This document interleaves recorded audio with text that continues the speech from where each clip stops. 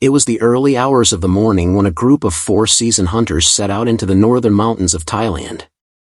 The sky was still dim, the moon barely visible through the clouds.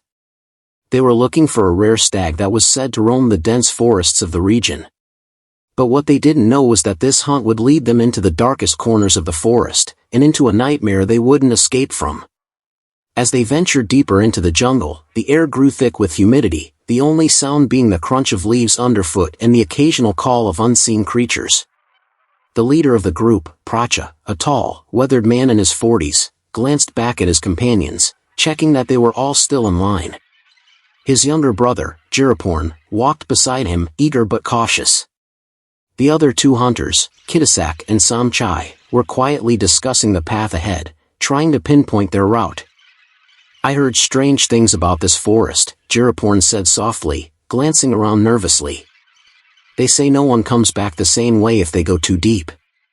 Pracha paused and turned to face him, his expression unreadable. "The stories are just that, stories. This is just another hunt." But Pracha knew better.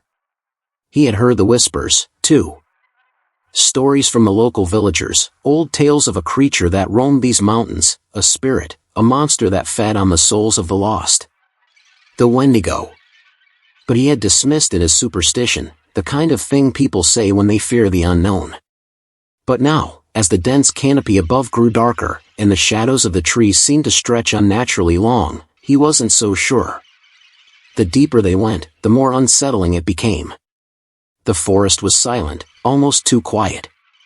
The usual sounds of the jungle, the chirping of insects, the rustle of animals moving through the underbrush, had stopped. There was only the feeling of something watching them, something just beyond the edge of their vision.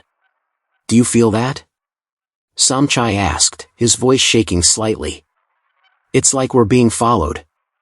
"Stay focused," Pracha ordered, his voice firm. "We're close to where the stag was last seen. Let's keep moving." But even as he spoke, Pracha couldn't shake the feeling that something was wrong. Something ancient and malevolent was lurking in the dark woods, and it wasn't just a bear or a wild cat. He had heard the villagers' warnings about the Wendigo before, a creature said to be a man once, now cursed by greed and hunger, forever roaming the wilderness, preying on those who dared to trespass. The wind began to pick up, howling through the trees, sending a chill down their spines. The faint sound of something large moving through the brush echoed in the distance. They were not alone. In that moment, the hairs on the back of Pracha's neck stood up. He turned to look at his brother, but Jiraporn's face was pale, his eyes wide with fear. "Pracha," Jiraporn whispered, his voice barely audible. "Do you hear that?" Pracha's heart skipped a beat. The sound, it wasn't just the wind or an animal moving through the forest. It was a deep, guttural growl, something that didn't belong to any creature they knew. "Run," Pracha hissed, his voice urgent. "Now!" But before they could react, a shadow darted across their path, fast and fluid. In the blink of an eye, it vanished into the dense underbrush, leaving behind an eerie silence. The hunters froze, their breath caught in their throats. The silence after the shadow's fleeting appearance was almost worse than the growl. It was as if the forest itself had fallen into a deep, unnatural stillness. Pracha's heart pounded in his chest as he scanned the darkness, trying to make sense of what had just happened. His breath came in shallow gasps, but he forced himself to stay calm. "Stay close," Pracha said, his voice low but urgent. He motioned for the group to regroup, making sure everyone was still accounted for. Jiraporn, his face pale and filled with terror, stepped closer to his brother. "What was that?" "It wasn't human, it couldn't have been." Kitasak, usually the most level-headed of the group, nodded grimly. "I don't know, but whatever it is, we don't want to mess with it." Pracha looked into the thick shadows of the jungle, his senses on high alert. The hair on the back of his neck stood up again, and his stomach twisted in knots. The air felt heavier now, as if the trees themselves were watching, waiting. "Keep moving," he said, trying to sound more confident than he felt. "We need to find that stag and get out of here. This is just some animal, and we'll be fine." But deep down, he wasn't sure if he believed that. There was something wrong with this place. This was no ordinary hunt. He had lived in these mountains his whole life, but something about tonight felt different. Suddenly, a branch snapped in the distance, followed by another low growl. It was closer now. Too close. "Run!" Pracha shouted, barely a moment before something massive emerged from the trees. The creature that appeared before them was unlike anything they had ever seen.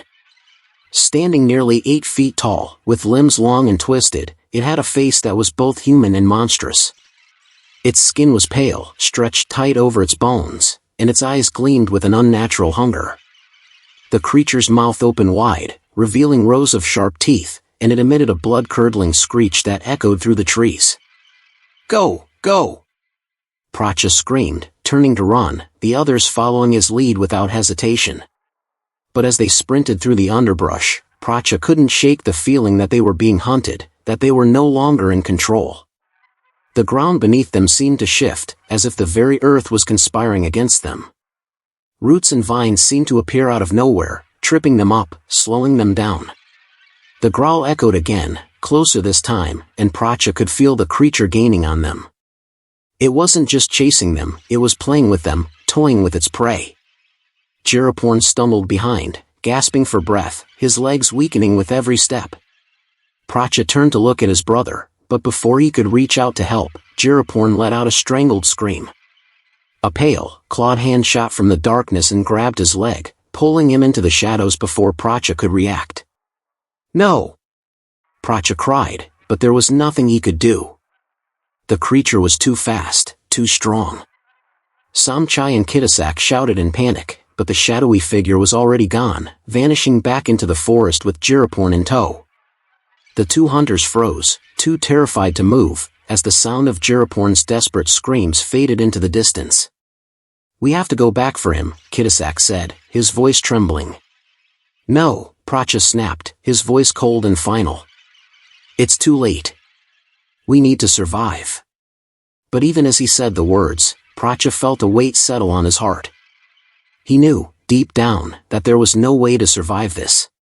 Whatever the Wendigo was, it wasn't just a creature, it was an ancient evil, one that had hunted in these forests for centuries. The creature wasn't after food or revenge. It was after their souls. The remaining 3 hunters ran through the jungle, their feet pounding against the uneven ground. The air was thick with fear and the scent of damp earth. Pracha's mind raced, his thoughts a chaotic blur. His brother, Jiraporn, had been taken in an instant, pulled into the shadows by something that shouldn't exist. He could still hear Jiraporn's screams echoing in his mind, a sound that would haunt him forever. "Pracha, what the hell was that thing?" Kitasak gasped between breaths. His voice was shaking, his eyes wide with terror. "It's not just a beast," Pracha replied through gritted teeth, his chest tightening with panic. "It's something older. Something cursed." Samchai, who had been silent since the attack, now spoke, his voice a mere whisper. "The Wendigo. It has to be. The stories are true." Pracha didn't respond. He couldn't. He had heard the stories, the tales of a creature that wasn't just a predator, but a spirit, a twisted force of hunger and darkness that consumed both the living and the dead. It was said that anyone who ventured too far into these mountains would risk encountering the Wendigo, a spirit cursed by its own greed. Once it claimed its first victim, it would never stop hunting, growing stronger with each soul it consumed. The path ahead seemed to stretch endlessly. The deeper they went, the darker it became, and the sense of being watched grew ever stronger. It was as if the jungle itself had come alive, bending to the will of the creature that hunted them. Pracha pushed forward, desperate to find a way out, but the more they ran, the more disoriented they became. The trees seemed to close in around them, the foliage thicker, the air heavier. The silence was suffocating, broken only by the occasional sound of a twig snapping underfoot. Suddenly, a low, rumbling growl echoed from behind them. They all froze. The growl wasn't just a sound, it was a warning. A promise of death. Pracha spun around, his heart pounding in his chest. But there was nothing. Just the shadows of the forest stretching far and wide. For a moment, He wondered if his mind was playing tricks on him, if the fear had finally taken over and turned every sound into a threat. Then, he saw it. A flash of movement in the distance, a shape darting between the trees, too fast to be human, too monstrous to be anything else. "There!" Kitasak shouted, pointing towards the creature. But Pracha knew it was already too late. The Wendigo was closer than they realized. And it wasn't just hunting them anymore, it was toying with them, leading them deeper into its domain. "Run!" Pracha yelled. But the words felt hollow, as if he were screaming into the void. They turned and ran again, but this time, there was no hope in their steps. The jungle seemed to shift beneath their feet, as if it were pulling them into an inescapable trap. The underbrush tore at their skin, the roots wrapping around their legs, trying to slow them down, to keep them in place for the creature's feast. The growl grew louder, closer, until it was no longer a distant echo but a roar that shook the very ground beneath them. It was close, too close. Kitasak stumbled, falling to the ground with a pained cry. Samchai tried to help him, but his arms were shaking too violently to offer any support. "Get up!" Pracha shouted, turning back to them. But his words caught in his throat as he saw the creature emerge from the trees, its twisted form barely visible in the darkness. Its eyes gleamed with hunger, its mouth open wide, revealing rows of sharp, jagged teeth. There was no time to think. Pracha grabbed Samchai by the arm and pulled him forward, dragging Kitasak behind them. But the Wendigo was faster. In the blink of an eye, it closed the distance between them.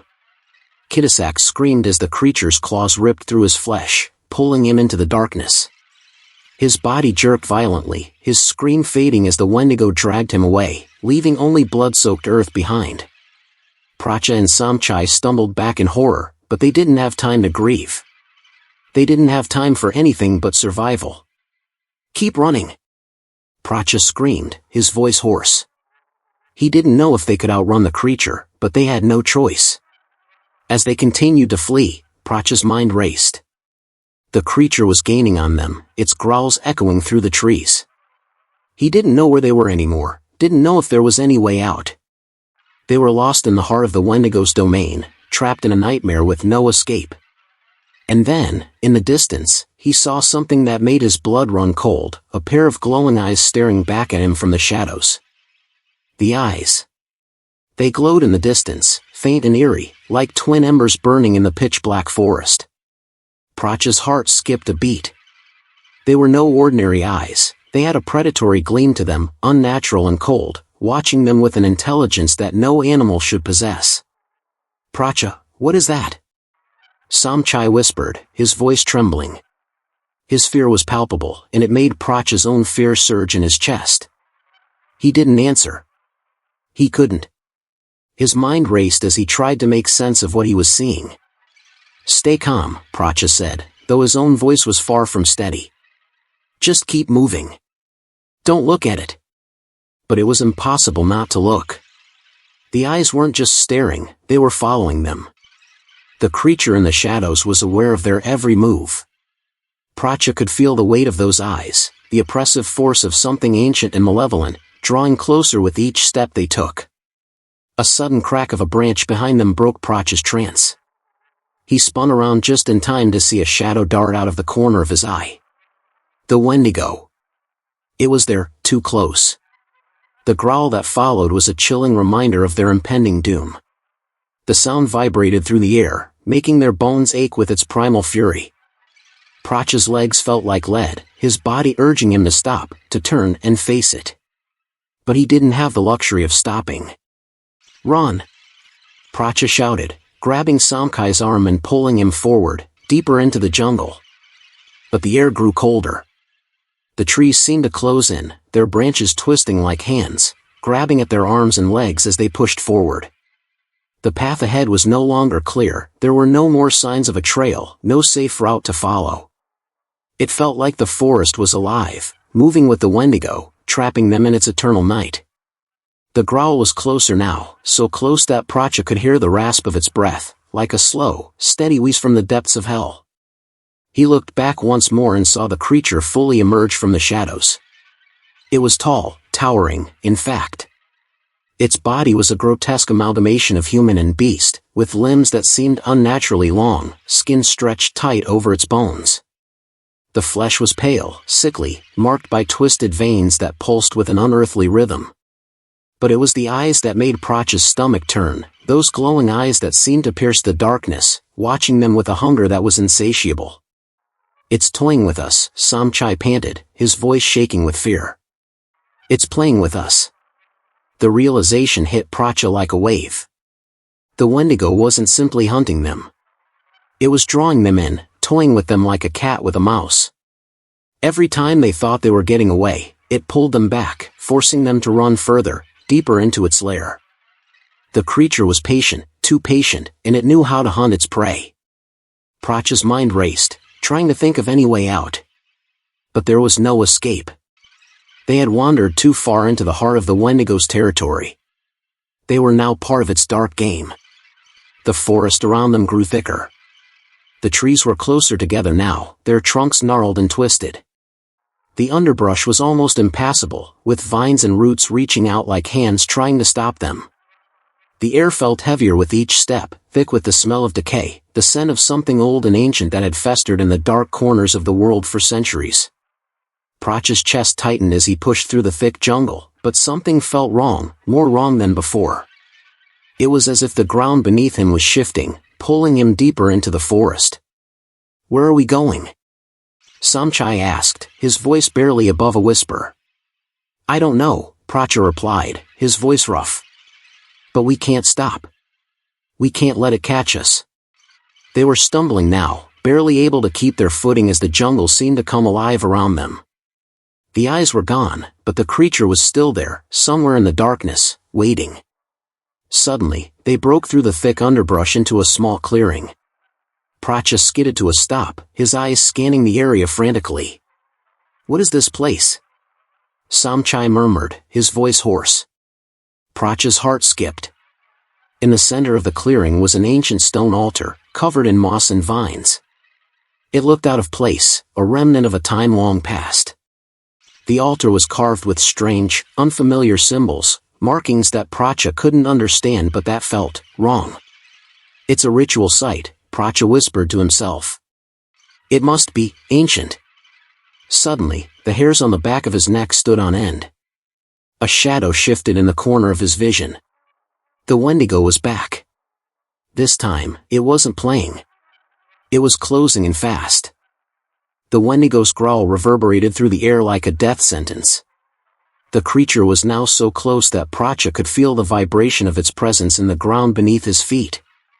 His pulse raced, and for the first time since they'd entered the jungle, he felt a surge of panic that was impossible to control. "We can't outrun it," Samchai whispered, his voice trembling as he backed toward the altar. "It's not going to let us go." Pracha's mind scrambled for a solution, but all he could think of was the stone altar in the center of the clearing. His gaze locked onto it as if it were the only thing anchoring him to reality. Something about it, its presence, the symbols etched into its surface, felt significant. It wasn't just a random part of the landscape. "We need to make a stand here," Pracha said, though he wasn't sure if he was trying to convince Samchai or himself. Samchai nodded, but the fear in his eyes was palpable. "What do we do? What is that thing?" Pracha didn't have an answer. He didn't even know why they had stopped here, why they had stumbled into this ancient place. But there was something in his gut telling him that the altar wasn't just a relic, it was a gateway, a part of the Wendigo's curse. Before Pracha could voice another thought, the creature emerged from the forest, its grotesque form stepping into the clearing with a menacing slowness. Its long, twisted limbs stretched unnaturally, and its pale, desiccated skin seemed to shimmer in the dim light. The growl that rumbled in its chest was almost a low hum, reverberating through the ground, sending a chill down Pracha's spine. The creature's eyes, those glowing, hungry eyes, locked onto him, and he felt his stomach drop. It was a predatory gaze, but it wasn't just hunger that lurked in those eyes. There was something far older there, something that spoke of an unquenchable thirst for suffering and death. "We need to finish this," Pracha muttered under his breath, his mind racing with the stories he'd heard in his youth, stories of rituals, of offerings to ancient spirits. Could it be? Was this the key to stopping the creature? Before he could fully form the thought, the Wendigo moved again, a blur of speed and malice. Pracha's heart nearly stopped. But in that instant, Samchai grabbed a jagged rock from the ground and hurled it with all his strength toward the creature. The rock struck the Wendigo's chest, but the creature didn't flinch. It just let out a deafening screech that shattered the silence of the jungle. It lunged, its claws reaching for Samchai, but Pracha was faster. He grabbed Samchai by the arm and yanked him toward the altar, pushing him behind it just as the Wendigo's claws sliced through the air where they had been standing moments before. With his back against the stone, Pracha's mind raced. The altar, he thought. It's the only thing left. He frantically scanned the symbols on the altar. They were foreign to him, but he felt a deep, instinctual pull toward them. There was something about the way the markings seemed to pulse with energy, something that connected them to the creature, something that could stop it. As the Wendigo roared in fury, its claws tearing at the ground in frustration, Pracha noticed something. The symbols on the altar seemed to glow faintly, as though they were alive, as though they were responding to his presence. It was the only hope they had. Samchai, I need you to trust me, Pracha said, his voice low but urgent. Samchai, still panting from fear, nodded quickly. What do we do? Help me press the symbols, Pracha instructed. We have to activate the ritual. We might be able to bind it here, at the altar. With a trembling hand, Pracha placed his palm on one of the glowing symbols. The moment his skin touched the stone, a searing warmth surged through his body. It was like electricity, but older, deeper, unnatural. Samchai followed suit, placing his hand next to Pracha's, and a sharp, piercing pain shot through both of them, as though the symbols themselves were alive and testing their will. Pracha gritted his teeth and pushed through the pain, trying to ignore the sensation of something crawling beneath his skin. Suddenly, the Wendigo howled, a sound so gut-wrenching that it felt like it was tearing through their very souls. The creature charged, its claws extended, but it was too late. The altar began to hum, the symbols pulsing brighter and faster. Pracha could feel the ground beneath him begin to shift. The Wendigo screeched in agony as the ritual took effect. The shadows of the forest seemed to twist and swirl around the creature, binding it in place. The Wendigo thrashed violently, trying to free itself from the invisible chains that had been formed by the altar's power, but it was futile. With each pulse of energy from the altar, the creature seemed to shrink, its form collapsing in on itself, the flesh disintegrating into ash. Then, with one final roar of desperation, the Wendigo vanished, dissolving into the air like smoke. The clearing fell silent. The oppressive weight that had been pressing down on them disappeared. The silence that followed was deafening. Pracha stood frozen, his palm still pressed against the glowing symbol on the altar. His breath came in shallow gasps, his entire body trembling from the adrenaline and the remnants of the pain that had surged through him during the ritual. Samchai was beside him, equally stunned, his eyes wide as he scanned the now quiet clearing. The Wendigo was gone, its terrifying presence erased from the world, at least, for now. Is it over? Samchai finally whispered, as if afraid to break the fragile stillness that had descended upon them. Pracha slowly withdrew his hand from the altar, feeling the lingering warmth from the symbols. He didn't know if the Wendigo had truly been banished for good, but the fact that the creature had disappeared, leaving only the faint echo of its howl in the distance, gave him a moment's hope. I think so, he murmured, though doubt still gnawed at his mind. The altar's glow began to fade, the pulsing energy slowly dimming until it returned to a normal, unremarkable stone. The forest, which had seemed alive with danger just moments ago, now felt eerily calm. But Pracha knew that the calm could be deceiving. The Wendigo may have been pushed back, but the curse it carried might never truly end. Let's get out of here, Pracha said finally, his voice steady, though the weight of what they had just faced pressed down on him like an anchor. Before something else finds us. Samchai nodded without hesitation. The fear that had once paralyzed him seemed to have faded, replaced by an overwhelming sense of survival. Together, they turned away from the altar and began to make their way out of the clearing, their footsteps heavy against the forest floor. They didn't look back. As they walked, Pracha's mind raced. He couldn't help but wonder how many more had entered these woods over the years, how many had become victims of the Wendigo, just like his brother Jiraporn and Kittasak. They would never know the full truth of what had happened here, but Pracha couldn't escape the feeling that the Wendigo's curse was not truly broken, it had only been delayed. The jungle seemed endless, as though it stretched forever in all directions, but with each step they took, the oppressive darkness began to lift. Slowly, the forest started to thin, and the distant sounds of civilization began to creep back into their ears, the rustling of the wind, the distant call of a bird, the murmur of a stream. They walked for hours, unsure of how far they had gone, but the fear that had once gripped them began to loosen its hold. By the time the first light of dawn broke through the trees, they found themselves at the edge of the forest. The sun had begun to rise, painting the sky in soft hues of pink and orange. It was a sight Pracha had almost forgotten existed in this nightmare.